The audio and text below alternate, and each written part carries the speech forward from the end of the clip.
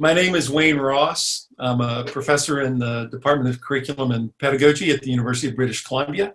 And I want to welcome you all to the first in our departmental seminar series for the academic year 2020-2021. I'm a member of the seminar committee along with Sandrine Han, Rita Irwin, Samia Khan, Harper Keenan, Karen Meyer, Stephen Petrina, and the chair of the committee is Bill Pinar. And we've been doing our bits here the last few weeks, putting together a program for the year. And I'm very pleased to be able to host this first one, and I'll introduce our speaker in just a moment. I just wanted to thank the committee members for their work. This is a fun committee to be on in the sense that you get some direct input on who the speakers are going to be, and it's nice to have the spread of ideas across many different areas of education that we usually have in our departmental seminars. We have some upcoming seminars some are already scheduled with dates, and I'll share those with you. Ken Tabler from the University of Cambridge will be giving a seminar on October the 30th. Sam Rocha from our own Sam Rocha from the Department of Educational Studies will be presenting a seminar on November 27th. And then I don't think we have a finalized date yet, but Tran Templeton from the University of North Texas will be presenting either in December or January. We'll be announcing more speakers for the balance of the year in the seminar series in the coming weeks. So keep an eye out for that.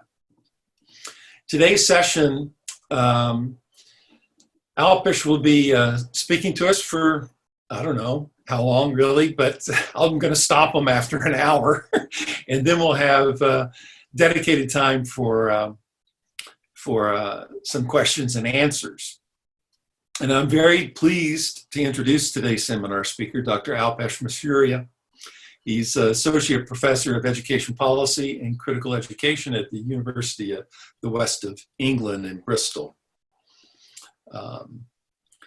His work critically examines the ideological and political drivers of policy decisions, and much of his work focuses on problematizing the role and function of education and reproducing forms of inequality.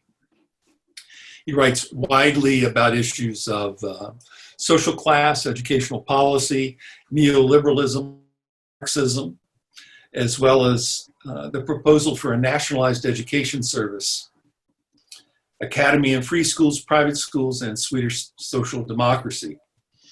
He's written a number of articles and book chapters, but I want to call your attention to two books that he's published in recent years: Class Consciousness and Education in Sweden, a Marxist analysis of revolution and a social democracy. And most recently with Svenja Helmus, Life for the Academic in the Neoliberal University, which was published last year. Both of these books were published by Routledge, and I'll post I'll post a link to these in the chat in a few minutes. His most recent book investigates the impact of neoliberalism on academics in today's universities, considering the experience of early career researchers as well as more experienced academics. It outlines the changing nature of working life in the university, precipitated by the reality of deprofessionalization, worsening conditions of academic employment, and general precarious existence. I don't know if he addressed working on Zoom or not. Maybe he can tell us about that today. His talk this afternoon is titled Neoliberalism, Critical Education and Social Justice, a focus on the current historical moment. And following this time, as I said, we'll have his talk will have some additional time for questions. And now I'd like to turn it over to Alpesh. Thanks very much, Wayne, for that introduction, and also allowing me to address you folk today. I'm very impressed with the number of people that have joined us. There's more than 40 people here.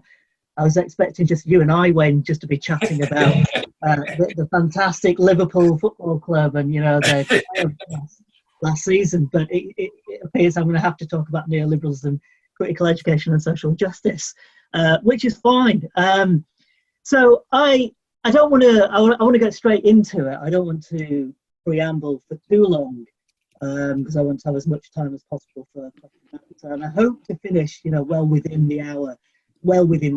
Partly because it's 20 to 9 that night here, and I'm ready for my glass of red wine. So thanks everyone for joining us, especially those folks from England as well. I can see quite a few people that I recognise, including colleagues. So Wayne, if you can change the slide. So my orientation today, in terms of what I want to cover, there's really the aim of my talk is really about the role and function of and for education in a capitalist economy.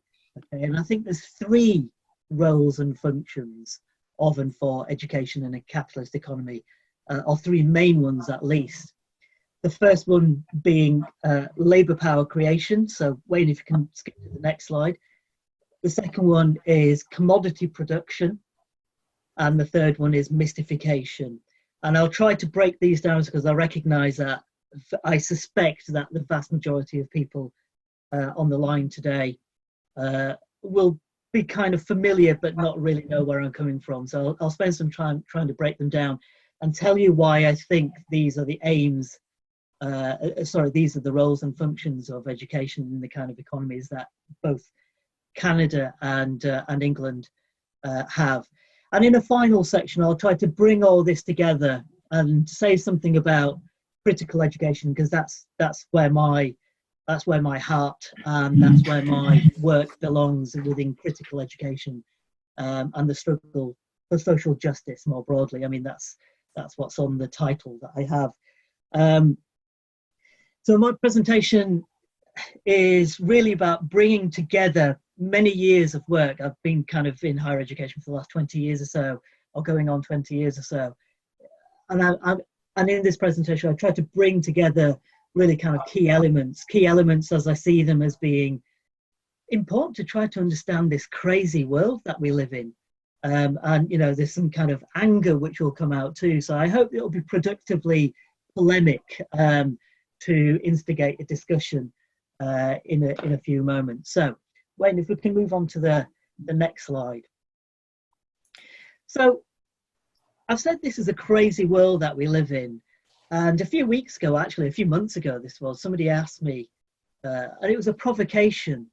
And they said, in respect to COVID-19, they asked me, are we living in a moment of exceptionalism? And my spontaneous response to this was, no, I don't think we are living in a moment of exceptionalism in respect to COVID-19. And the reason I said that was because the COVID-19 crisis is just one crisis in a multiplicity of constant historical crises. This crisis, the COVID crisis, has not destabilized capitalism or the capitalist equilibrium. I don't think there's a new normal. This crisis is not unprecedented, as politicians tell us. I mean, in recent history, as I start to think more about this provocation, in recent history, you can look at some dates about supposed unprecedented crises and new norms or new normals, and I came up with three very quick ones in my head when I was presented with this provocation. I thought back to the 1929 Wall Street Stock Exchange crash, which led to the Great Depression and the Hungry 30s for millions of people around the globe. Then there was a 1973 oil crisis. People who were around then tell you that the 3-day working week and the electric shortages were absolutely horrendous. Inflation went through the roof globally. In 2008, well, of course, everybody here would have lived through that, and we're still living the consequences of that. In 2008, the banks nearly collapsed, and what we had was the onset of a political decision of a recession and austerity. 2020, well, will it be new? Will it be unprecedented? Will it be a break from those kind of historical crises? We don't know. We're still in it. We're still in this pandemic. What we do know already is that certainly in England, it will be worse. The crisis will be worse than 2008, the economic crisis, and the repercussions will be worse than the 2008 crisis. But it might not be as bad as 1929, but we don't know. We don't know. I mean, just today we were told that unemployment in England will reach around 8%. I believe it's around 7% in Canada as it stands, which is enormous. It's a lot of problems for a lot of people. So we'll see. What we know is that, or what we can tell from this recent history, is that capitalism is unstable by its very nature. It has cycles of profitability and stability, and these are punctuated by downturns, and we call these downturns crashes and crises and collapses. This time it's a pandemic. And every single one of these prominent stabilization moments, the response we can see, irrespective of where you are in the world, irrespective of time and place, the response by global leaders has been absolutely exactly the same. And that response to the crisis has always been to revive and resuscitate capitalism. The response this time, I've got no reason to believe, we shouldn't have any reason to believe the response will be any different. So, to the next bit. When capitalism has one of its regular downturns, irrespective of the reason, whether it's a pandemic or whether it's a stock exchange crash or anything like that, the ruling class will force some kind of resuscitation. They'll put the stabilizers on at all costs. After 2008, certainly in Britain, but in most countries around the world, after 2008, the revival to try to get capitalism back on its feet and creating profit for a small number of people was through austerity. Austerity is an option this time, but quite frankly, in this country, in most European countries at least, people are absolutely sick to death of austerity and they don't want to hear about it. And Boris Johnson, as a right-wing populist, very much in the mold of Donald Trump, well, I don't think he'll entertain austerity again. He's not going to at least publicly announce a grand austerity public plan, because this will lose popularity and populists don't like losing popularity. It'll be political suicide too. But don't get me wrong, that's not to say that Boris Johnson is not going to inflict austerity on particularly working class people in England. I think expenditure on public services such as education will be frozen. So it's just the framing, it's just the political framing of it and the approach that'll be different this time. We'll still have austerity, but they won't tell us it's austerity. I think what the government will do, and we've already heard this in this country and in other countries around the world in response to COVID, what they're going to try to do is, or at least going to try to claim that they're going to get out of this economic crisis by growing the economy. And that's really important. It's almost a throwaway comment by a chancellor or the person who deals with the banking system in any country to grow the economy. But it's so significant, because what it means is that the focus will be put squarely on us as workers, as people who use our capacity to work. And this is what I call labour power. This is what Marx has called labour power. We use our capacity to work to create value for the capitalist economy. We effectively make it possible for profits to happen for the small number of people on planet Earth. Ultimately, we'll need to create more value than it costs to employers. And this is called surplus value, okay? So we use our labour power to work, and that creates value, and we need to produce, or we need to create more value than it costs to employers. Okay, that's basically very much Capital Volume 1, the beginning of it, right? We know, particularly from 2008, in this country at least, that this means, you know, having this onerous responsibility to create surplus value with our work. This means that we're going to have to work more for less, work more for less, work more hours, work harder. You know, practically, this manifests in various ways. One example that I can give you, and this is pretty much the example that can be taken from any university in England at the moment. When somebody retires, or when somebody takes voluntary redundancy or leaves the post generally, they're not going to get replaced, or that, you know, most universities will not replace that person that leaves their vacancy. Instead, we'll see a poor middle manager, very stressed out, running around looking to see who's not up to the eyeballs and has space within their contracted hours. And they'll try to get that person and their goodwill to fill the gap. Okay, so we're having to do more for less. In the worst case scenario, what we'll see is a cheap worker drafted in, somebody on a flexible contract, an inexperienced person or a PhD student, or even, you know, technology will be used as part of a blended approach, as it's called. You know, I've heard some wonderful framing recently come out in respect to this scenario. We're using words such as being flexible, being responsive. And my personal favorite, and I use this quite a lot because it makes me chuckle, is we have to be agile. So we have to fill the gaps. Universities have become, you know, people who are agile are gymnasts. University workers in times of capitalist crisis have to replicate what a gymnast does, right? We have to traverse. Let me go back to the point. Now, it needs to be pointed out that education workers are different from other types of workers when we're talking about creation of value, okay, through our labour power. We don't produce value through building commodities in the same way as somebody, for example, who works in manufacturing or building or something like that. Instead, what we're supposed to do is produce a pipeline of workers for industry.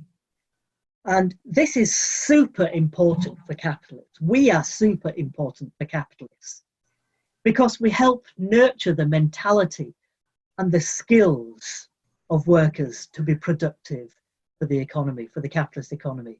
And that's what growing the economy is all about. And what we have to do, and I'm sure many people who are listening will be familiar with what I'm about to say, we have to impart, or we have to train skills such as resilience and the equally ambiguous concept of employability. And I checked UBC's ranking in Canada. You're number 4, just in case you didn't know, and 61st in the world globally. So you're going to have to make your students more employable. You're going to have to think about this. And you know, this idea of resilience is something that I've been playing with for some time. The apparent deficit in resilience in our graduates is really about blaming individuals for not being able to cope with a system of poor prospects and bad working conditions, low pay, and especially if you're working class and in a minoritized group. So basically, resilience is a metaphor for coping. But this is, you know, this is things which are at the fore right now. Resilience is a metaphor for coping with inequity, injustice.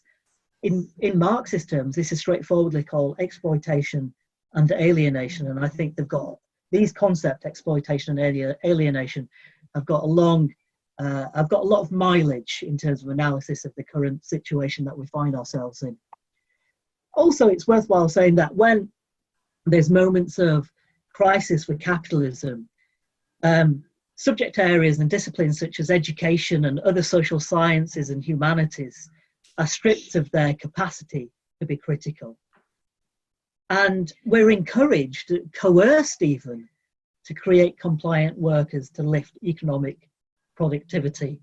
I'm pretty sure, you know, what I'm saying here resonates with people who are listening. And if it doesn't, you know, it'd be a good conversation to have.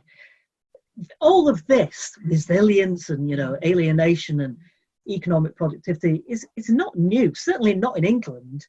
And could you change the slide, please? Certainly not in England. And I'm thinking here of, you know, our former prime ministers that we've had.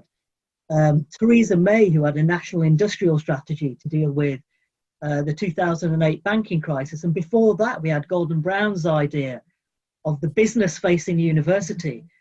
And now you see the latest attempt by the current incumbent of the Secretary of State for Education. His name's Gavin Williamson. And he has just a few weeks ago published a report, which is, and you can see it on your screen here, it's entitled Establishment of a HE Restructuring Regime in Response to COVID-19. You know, if I was doing some kind of discourse analysis or a linguistic analysis, look at the bloody language of this report. Regime, restructuring regime. This document reads remarkably like the structural adjustment programs. That's what I thought when I first read this title. The SAPs, as they were called, the structural adjustment programs of the IMF and the World Bank. SAPs are used to privatize profitable state provision, including education, in countries that have suffered from some form of crisis, which can be war or natural disaster. Iraq is a prime example of this, and we're using this language of war now as part of government policy. You know, I think this particular very short document, it's a 9-page document, if I remember correctly, gives us a glimpse of the vision of higher education that the populist right-wing government in England have.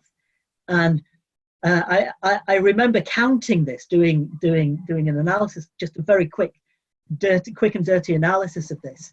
The word economics and economy appears 27 times in the 9-page document. I'd like to tell you that justice, equality, fairness appears 28 times, but actually it doesn't appear at all.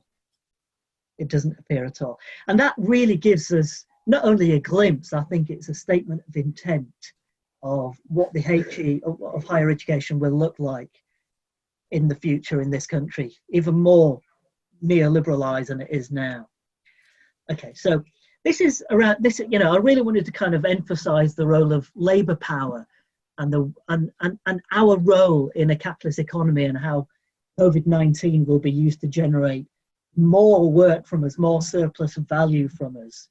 I want to move on to the idea of commodity production. So the three roles and functions of and for education in capitalist economies can be understood with what Marx discussed and talked around, which was around commodity production. Again, you know, this is kind of very much first page Capital Volume 1 stuff. A commodity, just to kind of bring you in line, and I don't mean to be kind of patronizing in any way, just to kind of make sure everyone's with me, the way that I understand a commodity is that it's a good or a service that has or can be made to have an exchange value, something that can be bought or sold in a marketplace. And this is intimately linked with labor power. So commodity and labor power are two things which I think, in order to understand education in the world that we find ourselves in, I think we've got to think about commodity production and labor power capacity. In capitalism, labor power is itself a commodity. Labor power is itself a commodity. Your work and your output has a value. I said that, okay? And this value is a financial exchange value. Sure, your work that you do in your faculty has output which might have a social value, but this is always, in a capitalist economy, always trumped by its financial contribution to the economy of GDP, productivity, and all those kind of things. Put simply, there's a dollar and a pound sign above your head, and there's a number above your head. You're worth something, okay? And this number is quite simply, straightforwardly, your salary minus your output, okay? your output must be, or at least it must be seen to be, more valuable than your salary. That's what you're worth to any institution in capitalism, actually, not only the university. What COVID-19 will do is introduce another round, like 1929, introduce another round of mass unemployment. For some people, this will be potentially death, hunger, but for capitalism, unemployment is great. For capitalists, unemployment is really, really good. Okay, unemployment is important for capitalism because it creates what Marx called a reserve army of workers, or a reserve army of laborers. Okay, these are people who will be willing to do your job for less salary. And in times like this, in times of capitalist destabilization, those people become really important. And they become important because you become compelled to continuously strive to produce more output, to work harder, to do more, to take on more stuff. Sometimes this might be called goodwill. To say yes to that manager who's running around trying to fill the gap at late notice. Or it might mean more output in terms of more publications, CV building, more grants, more social media profile stuff, bigger grants. You have to keep doing more for exactly the same or even less remuneration and satisfaction.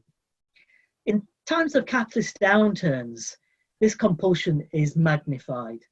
And in the book, which Wayne kindly mentioned at the beginning, and this is where this argument comes from, myself and Svenja Helmers, we talk about how higher education is being changed and aligned with this idea of reserve army of labour. And what we argue in the third chapter of that book is that PhD students and doctoral students and those new to academia, they're the reserve army of labour, because if you're a professor or an associate professor on a relatively high salary, if you're not doing more for less every single year, hey, there's that PhD student who's desperate to get in, and they're going to be, you can have two PhD students taking your role, doing your teaching and filling the gaps. So what we're going to see is a magnification of this in post-COVID times, or during COVID times. What we also see is that this magnification of people being pitched against one another, you can call it divide and rule if you like. In wider societies, certainly, this creates social tribalism, and it breeds resentment. At worst, it breeds things like racism, sexism, xenophobia. Xenophobia, kind of the classic example that I can give here is Brexit. It was built on a xenophobic campaign by the Brexiteers. They basically said, you've got all these Europeans coming in, taking your job, and taking everything else. You need to get rid of them. We need to kick them out. And so this, so we can see this where capitalism becomes stretched. People are forced to be stretched with capitalism, and marginalized groups become the target. Okay, you could say that when capitalism becomes destabilized, it weaponizes identity politics, and it makes the oppressed the agents of their own oppression by making us, working class people, turn on each other. We suddenly start to think, who is it that's in competition with me? And this is capitalism's neat magic trick, you can call it. But it makes us turn on each other, rather than looking at the system and looking to change at the system and the structure which works against us. It makes us turn against each other. And this is precisely what south of the border, Donald Trump is doing, and doing very successfully. This is what Modi's doing in India. This is what Orbán's doing in Hungary. This is what Bolsonaro is doing in Brazil. You know, this is what the Sweden Democrats are doing in Sweden, and it's happening all over the world. This is you know, capitalism is on its knees, and what we've got is capitalism making us turn against each other and voting for things which are ultimately problematic for us in the long term. So just to return to my key point about commodity production here, capitalism is exploitative. Okay, it's exploitative, and it's bad for our health. Okay, so capitalism is about labor power production and commodity or labor power capacity creation and commodity production. But in capitalism, and if you can change the slide here, Wayne, please, education is itself becoming more of a commodity. And in times of capitalist problems, and when capitalism is stretched, education itself as an exchangeable commodity becomes something more poignant. So we can see this, you know, probably all of us can see this on where we work, but certainly in England, you know, you can see education markets, choice and competition being heightened. And we're going to see that in the future. After 2008, we passed a 2010 higher education bill, which effectively allowed for private universities. We don't have a privatized education system. We don't have profit-making institutions in this country, at least not directly profit-making. But, you know, after 2008, this became a possibility to have private universities. We're seeing, you know, a real push by transnational corporations to have profit-making providers all over the world, you know, in every country in the world.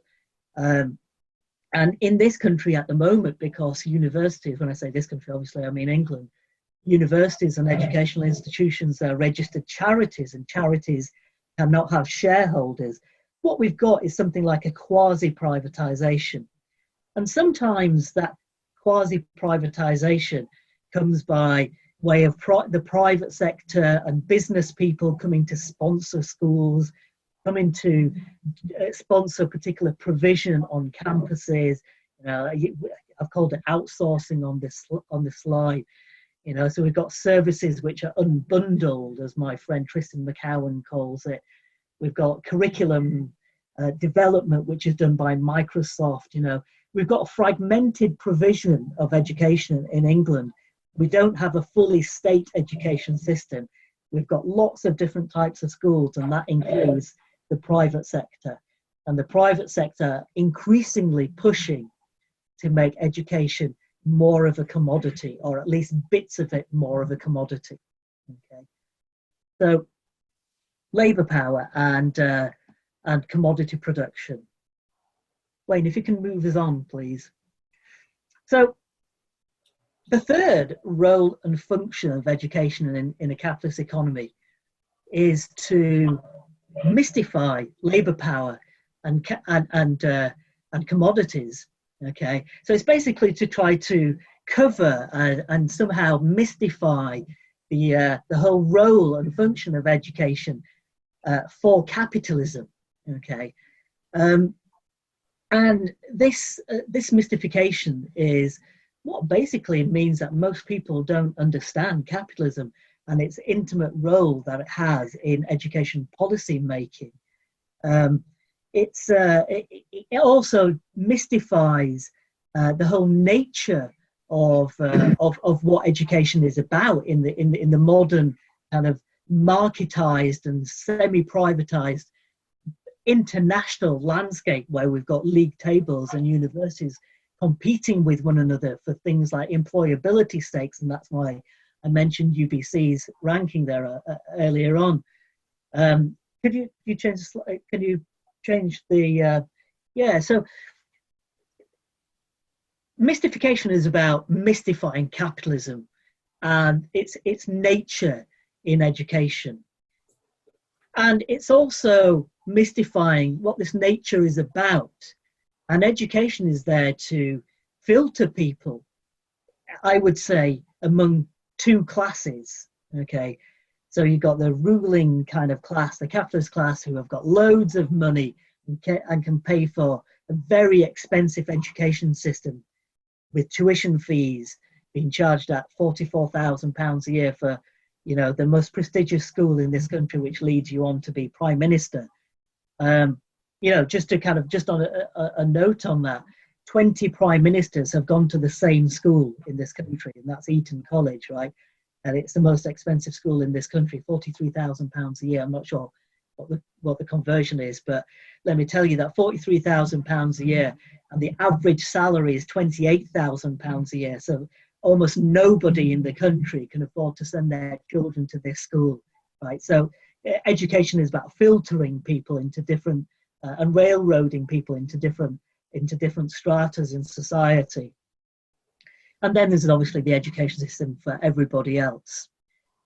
The negation of this fact means that exploitation, alienation, stratification, inequity, all of these issues are lost in trying to understand the system and the world around us. Mystification is really, really important. It's an important role and function of education. And mystification works in various different ways.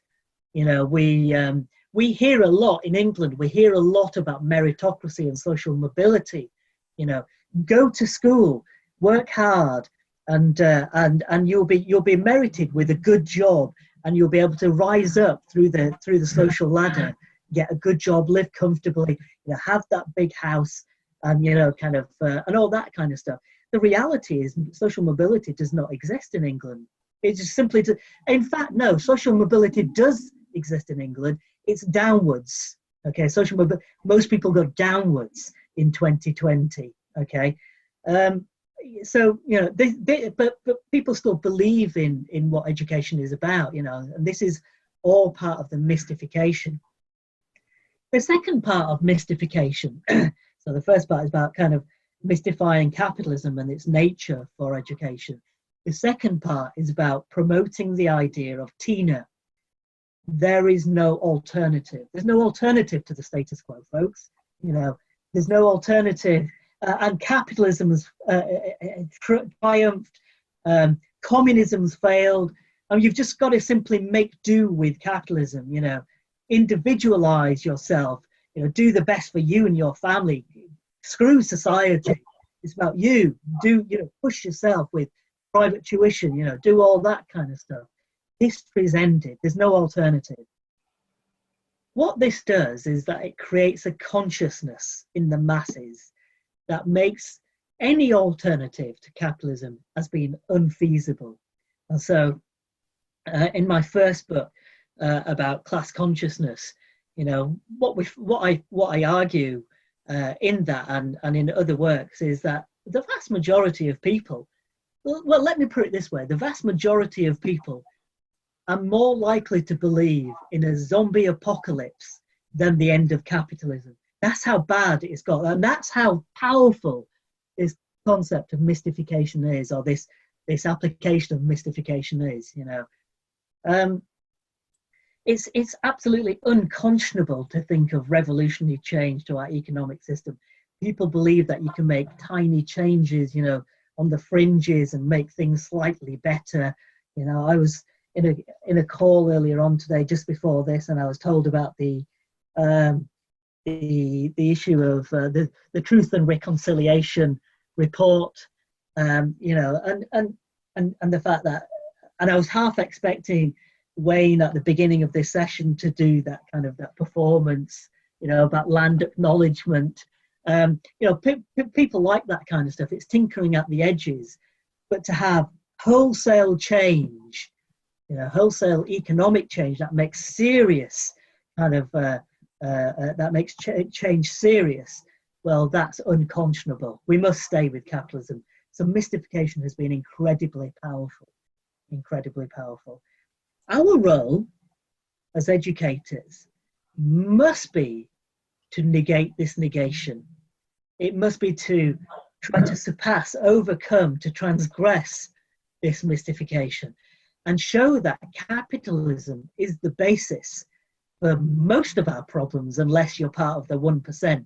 You know, I've been reading recently that we are no longer to talk about the 0.1% and multi-billionaires and those 8 individuals that own half the world's wealth. We can no longer talk about those, because by 2026, Jeff Bezos will be a trillionaire. We'll have other people following him. So you've got to talk about the 0.001%, right? So, you know, capitalism, this is what capitalism has done. It does not distribute equity fairly at all. You know, people simply don't have the chance in life. And we've got to show, as part of our teaching, irrespective of what you teach and where you teach, that capitalism is the basis for the nature of the current social relationships that we have. Can you forward the slides, please? The question is how, of course.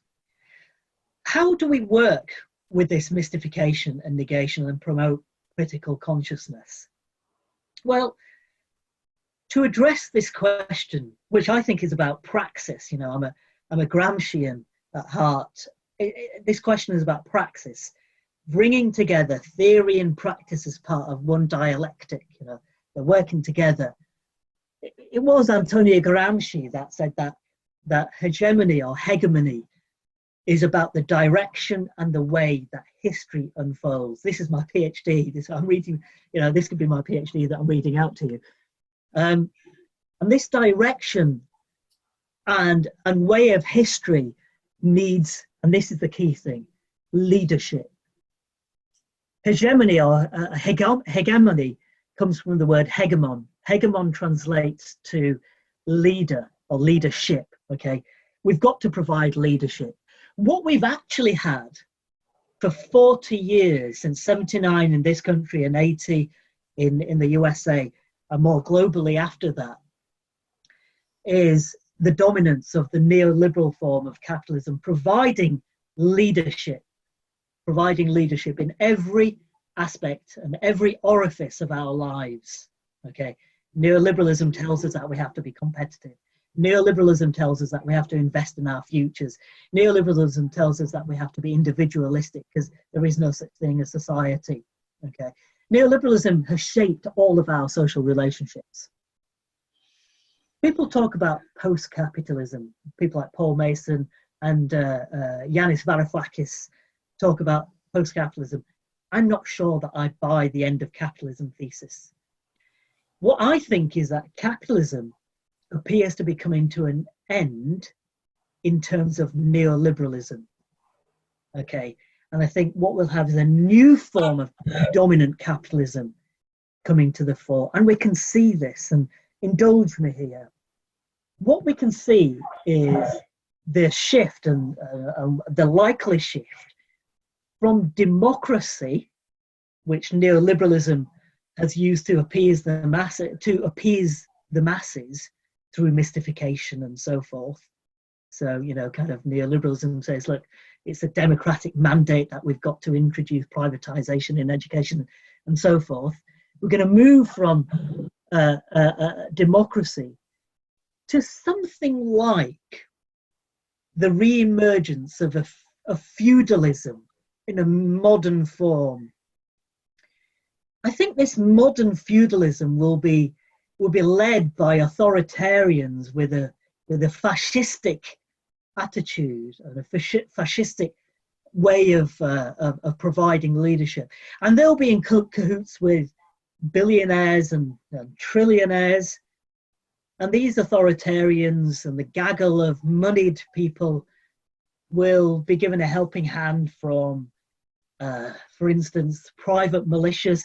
I'm actually shocked at the number of private militias there are in the United States of America. I've been reading more about it and I'm completely bamboozled by this. So these authoritarians will have the private militias on their side, they'll have the moneyed people on their side, they'll have people who will control social media, hackers and all that kind of stuff. And you know, the people who control the social media and the private militias will do the dirty work of divide and rule, probably under Well, actually, it's happening now under the auspices of things like culture wars.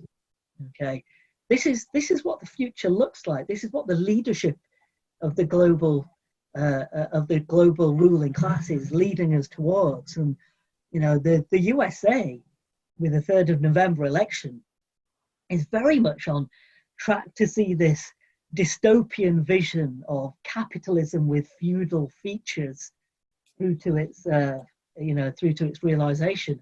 So the stakes are really high. The stakes are really high. Can we change the slides, please? So let me return to that question of how, because I realize I didn't actually address that. What we must do as educators, and particularly people like myself and Wayne and others, as critical educators, we must be conscious of and we must promote the idea that the current direction of social history is not fixed. There's no fate, there's no current direction which is hermetically sealed. History is not finished. There are always elements, and this is Gramsci, there's always elements of resistance that are working at the same time as those elements that try to stabilize their status quo. So there's always revolutionary activity going on. And, you know, in England, we saw that in some ways with Jeremy Corbyn, we saw that with Bernie Sanders in the USA. We've seen it in Greece in modern history after 2008.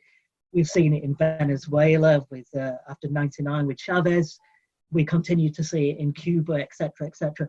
These currents or tendencies of resistance and revolutionary change are working at the same time as the people who want to stabilize the capitalist status quo.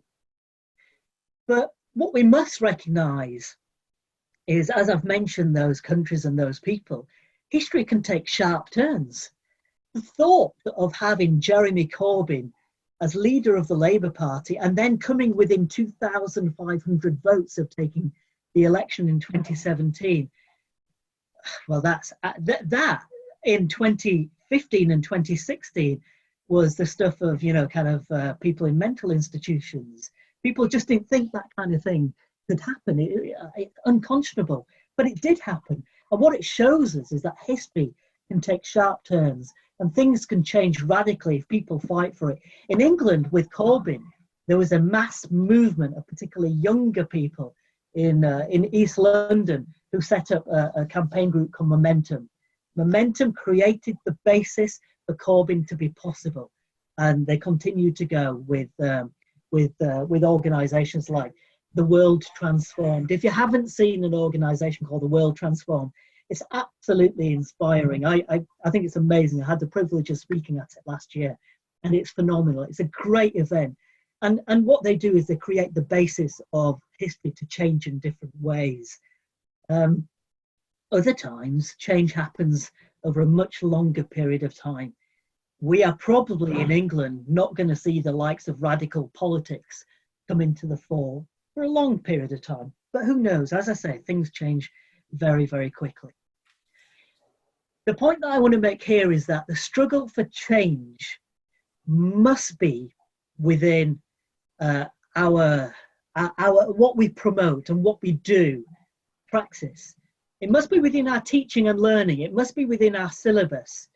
I mean, I regularly begin with asking, it doesn't matter which module I teach. It doesn't matter. I regularly begin my modules by asking students some really quite straightforward questions that attempt to provoke consciousness raising and some form of criticality. What's the world like? What's it like for you? What do you think the world is like for others? What makes it like this? What are the mechanisms which make the world like this for you and for others? What would you like the world to be like? How can we move in the direction of making the world like the way that you wish it to be seen? You know, how can things be different? And this is about feasibility, you know, thinking about the best and worst case scenario. So it suddenly kind of, you know, brings into question what I mean, this is basically critical education. This is why I've got critical education in my title. You know, so this is what we've all got to do, and this is our responsibility now. You know, that's what I believe. Okay, so if we can move to the next slide, and this is my final slide, you'll be pleased to know. The left and right know the importance of leadership for making history. And here are two quotes taken by the left and or spoken by the left and right. The first one is, people make history, but not in the conditions of their own choosing. Okay, this is Karl Marx. So, you know, we don't choose to try to strive for social justice within a system that actively promotes social injustice, but we've still got to believe that we can make history and our actions count. The second quote, and in some ways, I prefer this quote. The second quote is, the kaleidoscope has been shaken. The pieces are in flux. Soon they'll start to settle again. And before they do, let us reorder this world around us. That was Tony Blair. Yeah. What a way to end a talk. You know. My very, very final slide is just to show you the covers of these arguments that I've presented here, which I hope you find in some ways kind of engaging. Life of the Academic in the Neoliberal University with Svenja, and Class Consciousness and Education, which is all that kind of Gramsci. And I've also put up this a book which is coming out in the future next year by a comrade of mine, Spiros Temelis, who's written this, what I think is a wonderful book. And in there I talk about hegemony and Gramsci and education and mystification and meritocracy, social mobility, very short 4,000 word essays. So thank you very much for listening. If you'd like to contact me, I'm available at alpesh.maisuria@ue.ac.uk, but we've got time for questions. Thank you, Alpesh.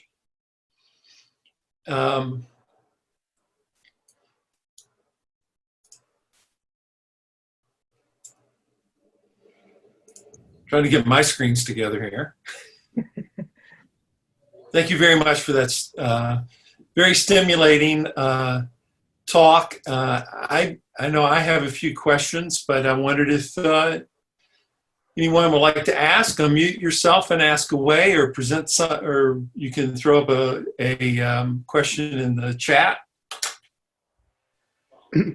I could ask a question, Wayne. Hey, Stephen Petrina. Oh, Stephen, hi. Nice to put a face to the name. Yeah, it's great to have you here, and thanks so much for dedicating your time out on COVID and out on your economy to us here at UBC with our seminar series. And thanks, Wayne, for setting this first one up, and to Bill, of course, for arranging and helping us move forward as a department. Alpesh, I just have, what is a talk on critical education and capitalism without a bit of critique? And so I've got just a couple of I guess issues that I'm going to take with some of your premises, and I'd like you to talk through some of these issues, if you don't mind. So let's start with first off, it was a provocative talk. There's a lot for us to think about, so thank you for that.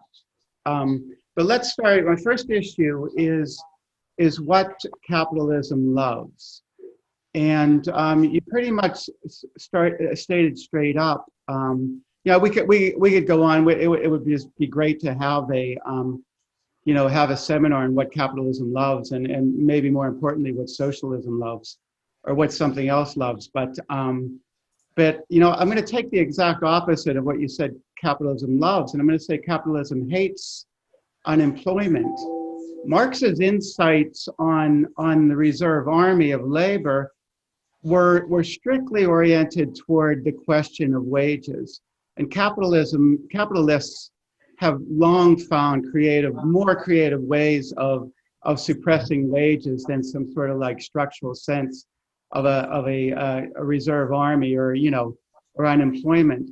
But I want to zero then down into bear down into then what you said, kind of like in that same thread, and this is kind of what it isn't a question of whether capitalism loves unemployment or capitalism hates unemployment. I'm going to take the side that capitalism hates unemployment, despises it, cannot tolerate it, and that's going to come down to a question of to an issue of some of the things we're experiencing here with these immensely talented administrators and executives that run these universities. So you had then moved into sort of like quoting a stat of unemployment rates, kind of I think he said kind of like a 7% over in the UK, over in England, and 8% here in Canada.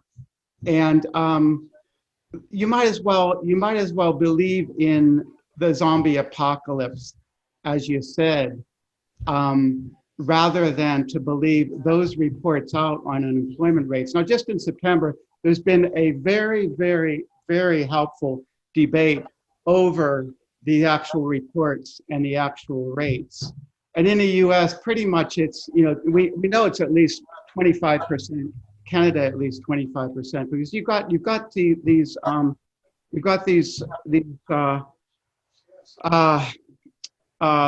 politicians bailing out, both small business and huge business to keep people on a payroll.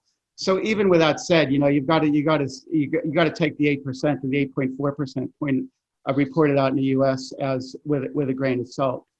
And then you said, the 8% is not, might be bad, but it's not a Great Depression, because there is the question then again, Great Depression again, we're in it. We're not in a Great Recession or nothing of the sort. But the point of capitalism hating unemployment is this: you cannot tolerate any type of news, however you interpret it, negative or whatever it may be, on the economy, on productivity at this point in time. You couldn't tolerate it 25 years ago, hence the control of the media, hence the control of these stats that are reported out on the economy. Now, back locally, at least at our university, we do not receive anything that we could actually believe from our executives on our budget. And this is locally, right down to the Faculty of Education. Now, you can scale that up to across the economic system, whether you're in England or whether you're in Canada or whether you're in South Africa, wherever it may be, Kenya. You can't believe it. And so you've got to be entirely incredulous. And if we could start there, then I think we could have a good conversation of what to do next. I mean, you have to assert that we have to be so immensely incredulous of these reports. And so I'm a little bit concerned that you may be swallowing that 8% and then resting on that to move forward. Thank you. Yeah. Wayne, would you like me to address that, or I'll take a few go right ahead. questions? Or okay, because there was quite a few people. Okay, I got to track. I'm keeping track of those other ones. Okay, well, look, let me just say two things, because I want to bring in as many people as possible, and we can continue this conversation later at another point. There's just two things that I would like to say, 2 points. One is that whether capitalism loves or hates unemployment, there will be unemployment. That's the nature of it, of the system. Okay, and so what capitalism does is that it utilizes it. It provides utility of unemployment, and it pushes against people who are in work and makes them work harder. That's so it works at the affective level, the psychological level, and that's what does happen. This is kind of empirical. This is a material fact of the way that capitalism uses capitalist managers use degrees of unemployment. The second thing I'd like to say is, and again, this is a very provocative point, and I appreciate this will kind of open the discussion out even more. A friend of mine, Richard Hall, we had a conversation, and we came to the conclusion that the dream of capitalists and capitalism is to rid the reliance on labour power. People are a pain in the ass for neoliberalism. We create all kinds of problems. And so from this, we can then think about AI. The reason that there's such a push on AI and technology and kind of all Zoom and all that kind of stuff is because it helps capitalism slightly reduce their reliance on labour power. That's kind of where I'll leave it. Okay, thanks, Alpesh. Neil had a question. Throughout your presentation, you only mentioned England. Was this deliberate? Do you see other jurisdictions across the UK as being different from what you were describing, or are you simply conflating England and the UK? Yeah, no, I purposefully use the term England because the United Kingdom of Great Britain and Northern Ireland, as its full name is, they've got different jurisdictions, and so, for instance, I'm saying this with a degree of hesitation. Scotland is a little bit more social democratic than we are, or let's put it a different way around, slightly less neoliberal than England. Okay, so for instance, tuition fees work very differently in Scotland, so each jurisdiction of the UK has their own. They've got devolved powers for education policy and policy in general. Hence, kind of many jurisdictions in England. Scotland is obviously the prominent one that wants independence, but the smaller ones like Cornwall on the south coast of England want their own independence. And the People's Republic of West Yorkshire, where I'm from in the north of England, also wants its own kind of independence as well. So the countries have their own political systems, and that's why I'm talking about England, and it's a place that I know the best, and it's a place that I write about and I work in and so forth. So yeah, but I'm sure most of what I've said also translates to the other countries as well. It can be transplanted. Chris posted a question about how social justice is defined, considering critiques suggest state decentralization can aid social justice as equally as it might promote self-governance notions associated with neoliberalism. I'm sorry, can you repeat that question? That was when I was wondering how social justice is defined. Right, yeah. That's the first part. Yeah.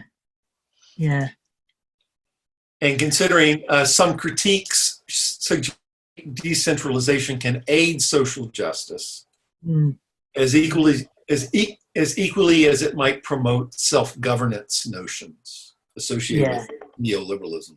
Yeah. No, I understand this question, particularly from a Canadian context where you're trying to deal with settlers and so forth, and different rights to different groups, and even within those groups there's differences. This is difficult. I use the phrase social justice in my talk as a bit of a hook for people to make sure that there was more than just me and you, Wayne, here.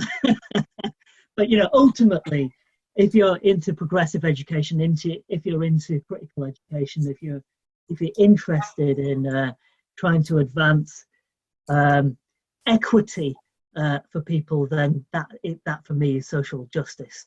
And the way that applies to individual groups and individual spaces and scenarios, that's there to be. We could spend all year talking about that particular question. Sorry, I can't give you more than that. Okay, James asks, do other groups of workers in capitalist economies experience adverse pressure from the reserve labor forces? Was this identified as a problem before it affected academia? Other groups of workers in capitalist economies experience adverse pressure from reserve labor forces. Other groups outside of academia. Of course, yeah. It's worse outside of academia, I would argue. There's always younger, more inexperienced workers who are needing, to put their foot in the door and to get themselves some kind of experience.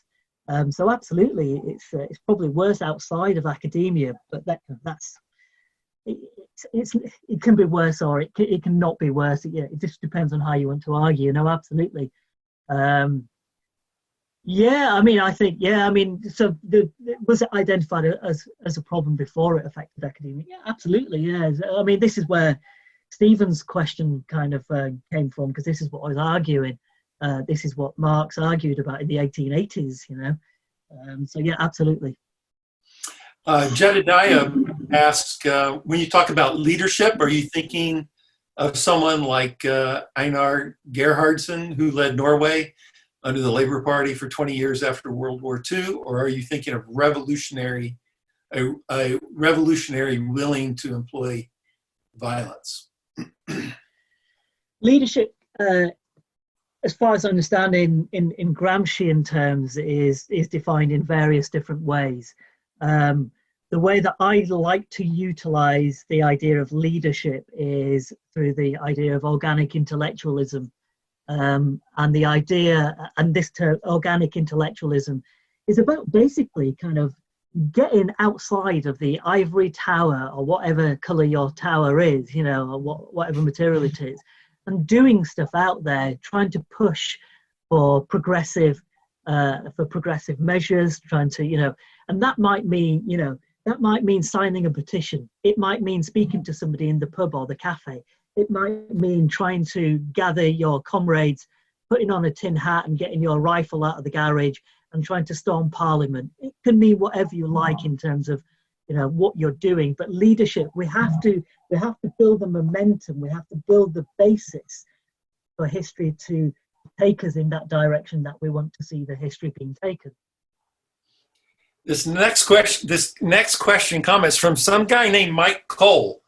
As far as the post-capitalist future is concerned, this must be eco-socialism, fully informed by ecofeminism and anti-racism.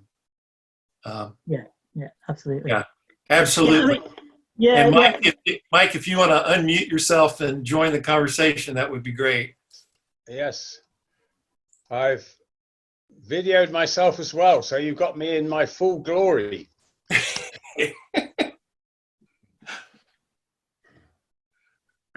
Yeah, absolutely. I think, you know, we do have this, it's a slightly simplistic formulation of barbarism or socialism, which is attributed to Rosa Luxemburg, but actually it was Kalkowski that talked about that many years before Rosa. Not many years, but years before Rosa. Yeah, I mean, you know, we can't think of now the future without thinking about the planet. We're not going to have a planet to live on. You know, the 0.1% have been thinking about this question for a long time, and as far as I understand, they've built bunkers and things like that in New Zealand, and they're you know, they've got all kinds of plans to explore. You know, build a space station just in case things go really bad in this country. In this world. So yeah, we've got to think about, we can't just think about socialism in the way that we might have done in previous years and the way that Marx talked about socialism, but we must think about eco-socialism. And, you know, because ultimately we need to have redistribution, we need to have more equity, but we've got to have a planet to have that on.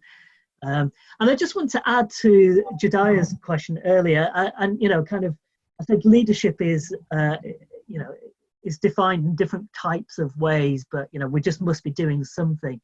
And this question, I think, leads to, or the basis of this question is about revolution or reform. And, you know, do we push for revolution all out, or do we do reform, or do we do a bit of both? My response to this has always been, you've got to do a bit of both. You've got to have the small kind of tinkering at the edges, as well as, bloody hell, let's try to bring down the system. You've got to do all of it, right?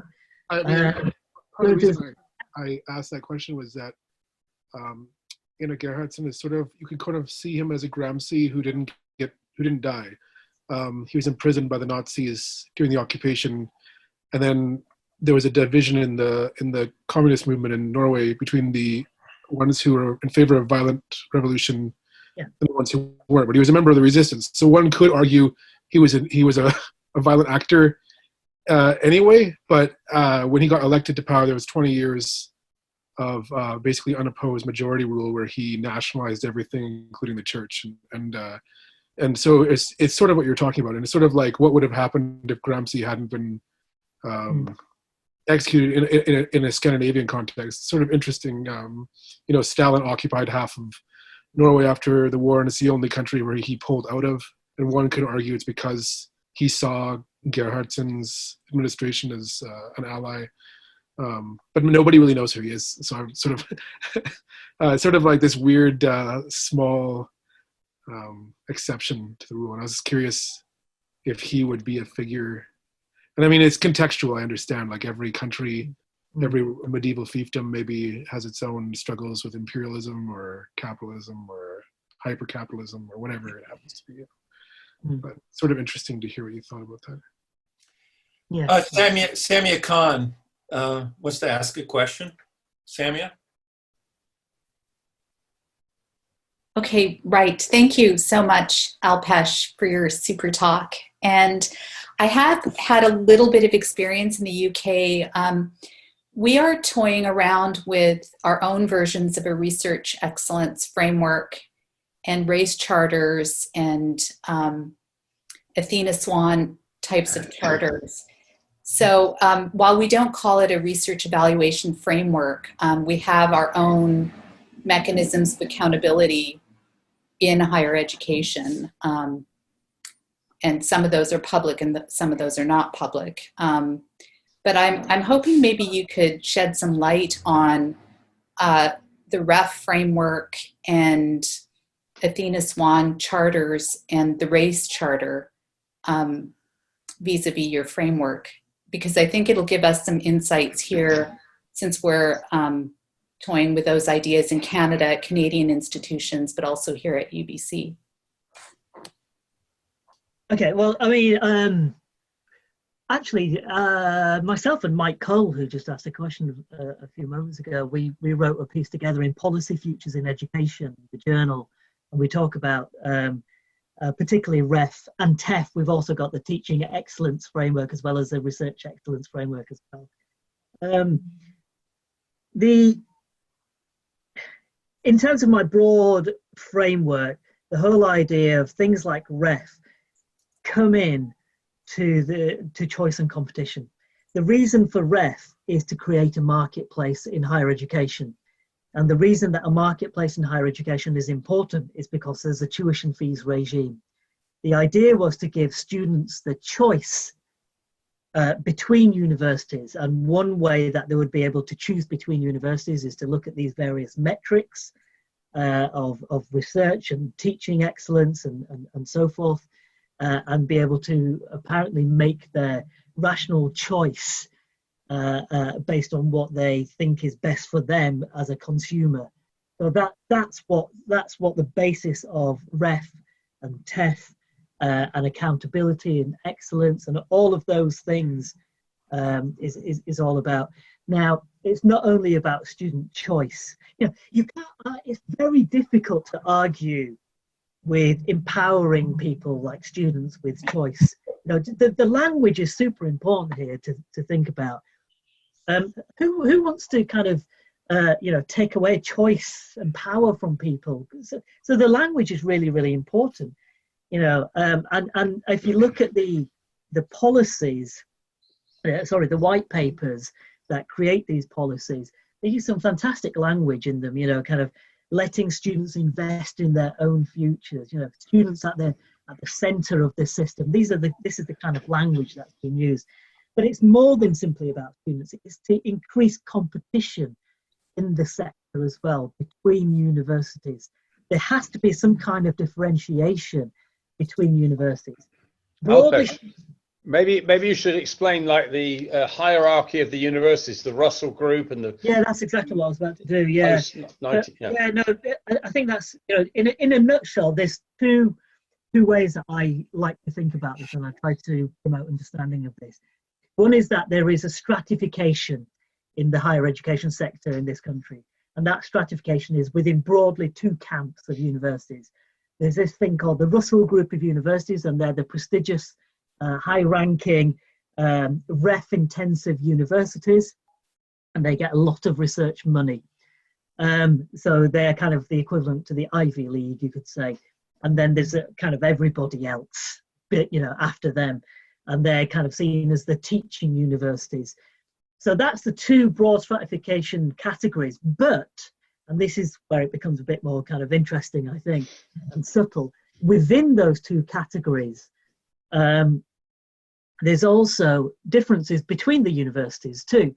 And these subtle differences are what creates the kind of the nuanced competition between universities, and if you look at generally kind of the mission statements of these universities, they all look very similar, but they'll have little differences between them, And so, if that's coming towards you, the ref is coming to Canada, well, I feel sorry for you, and resist. Samia, did you want to follow up with it? I did want to ask your take on Athena Swan and the race charter. That is here now. We've got our own version, which I think we call Made in Canada. It is starting at a national level, and UBC is one of the institutions that's taking it up. And I thought I would ask you about that as well. Yeah, I mean, Athena Swan is not something that I've looked at in too much detail. Investors in People, I think, is what is also what it used to be known as, at least. But these are used as marketing devices to a larger extent. I mean, the principle behind them is really good. And if a university is awarded an Athena Swan award for, kind of gender equality or something like that, that's very, very good. But, kind of how have they got it? What have they got it for? And I've just got experience of working at universities that have these kind of awards and these accolades. And I think, really?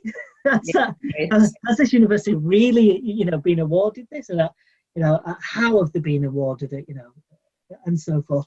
The Race Charter, I mean, so as part of the Race Relations Amendment Act in this country, the Race Relations Act and then the Amendment Act, every university, every public institution has to have a charter, a race relations plan, and that's to be kind of proactive, to be kind of fair in terms of race.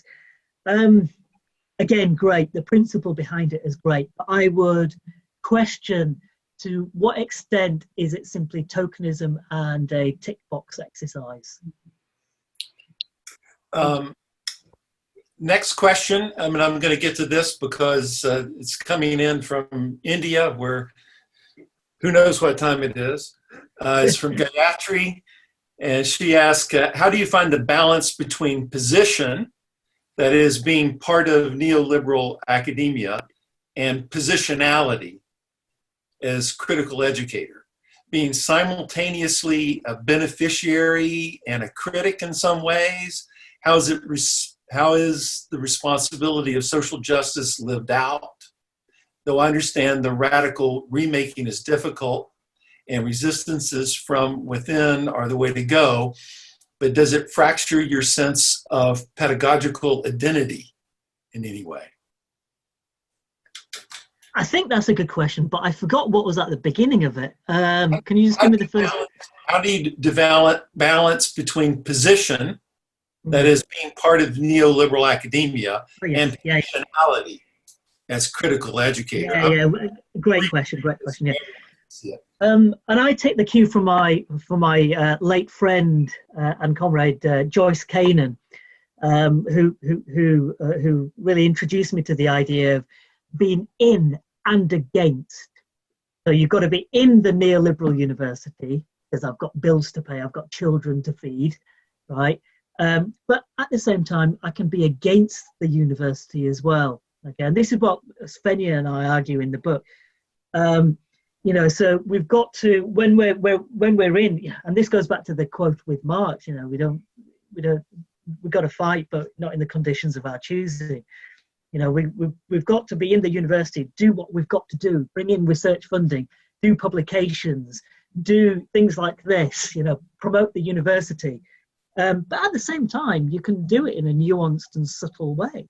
And I fully acknowledge the fact that I'm more secure than some other people, and some other people, the stakes are higher to say critical things of the kind of nature that I've said today. But that's just the way of life. You can't step outside of capitalism and neoliberal capitalism. There's no outside of it. So you've got to be in it, and you've got to be working against it at the same time. Thanks. Any other questions, comments? We've got a few more minutes.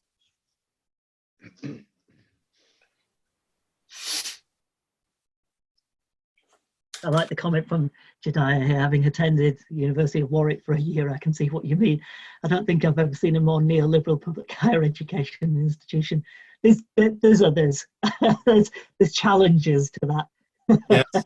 Yeah. Certainly UBC, I think in British Columbia as a province is in the early part of the century as the British Columbia Liberals governed the province. I think in many ways BC was groundbreaking as a neoliberal government, as many publicly owned enterprises were privatized or turned into crown corporations that had been public wealth before, from BC Railroad to the hydro, et cetera, et cetera. And at the same time, we saw this who stripped sections out of the teachers' collectively bargained contract.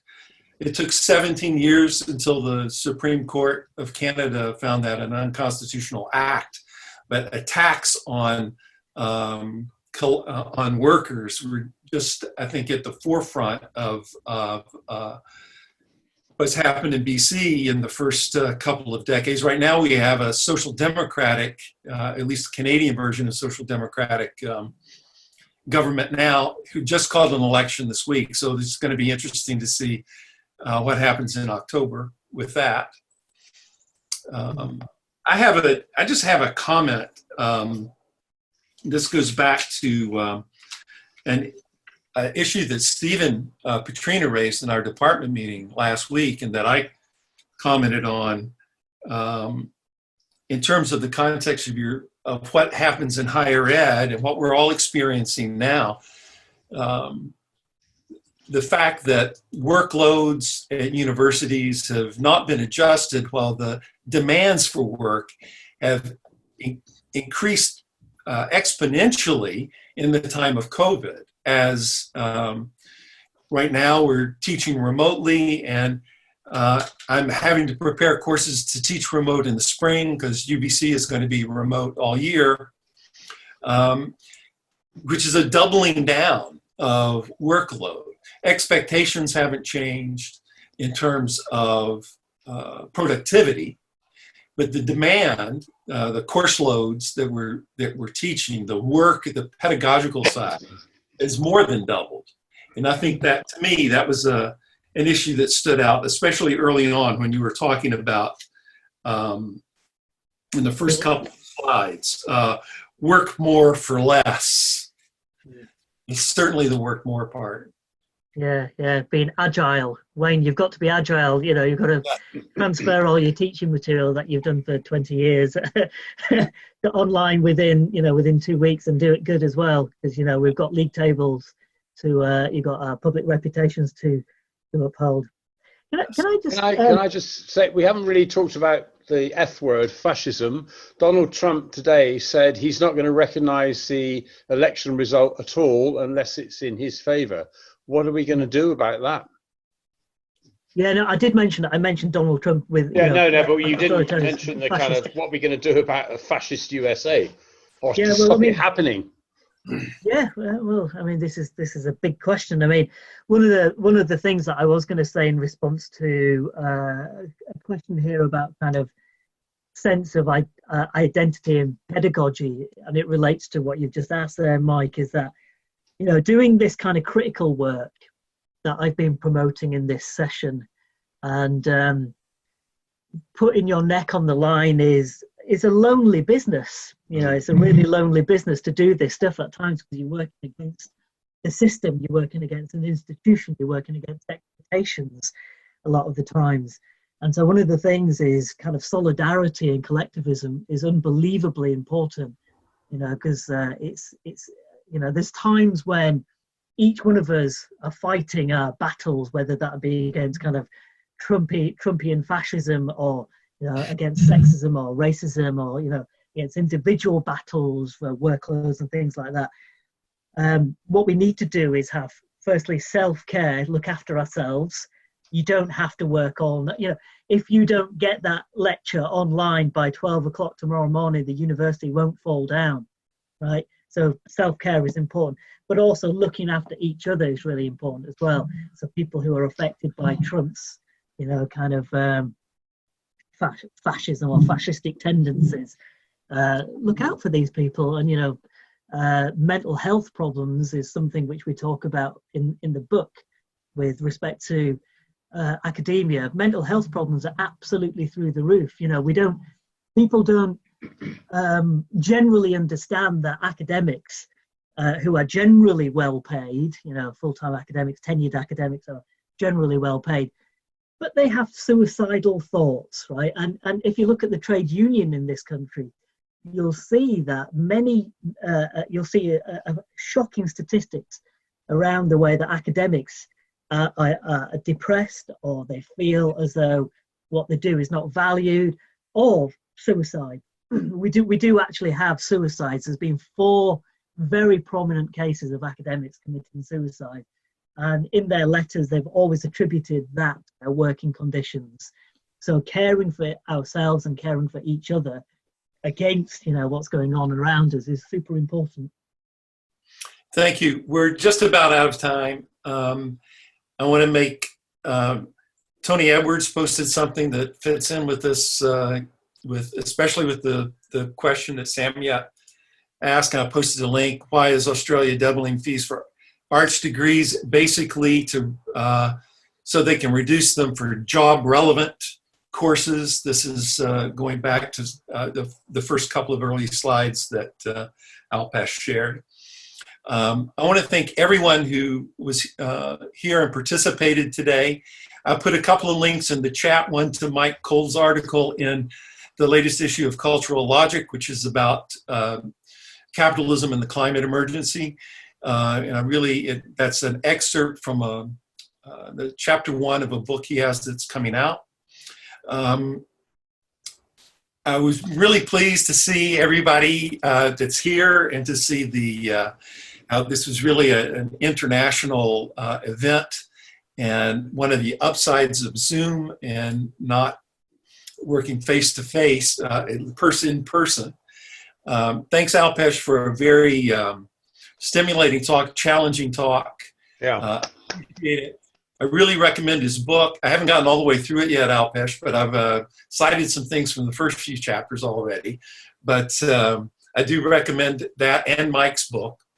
And I wanted to also follow up with next month, October 30th, Keith Tabler from University of Cambridge will be the seminar leader. Sam Rocha on November 27th, and Tran Templeton from the University of North Texas. That has been scheduled. That will be on January 15th. So I just wanted to make sure that I didn't have the date before. So thank you all. And thank you, Wayne. Thank you. Thanks, Mike. Thank you, everybody. And, see you next time. Thanks, everyone.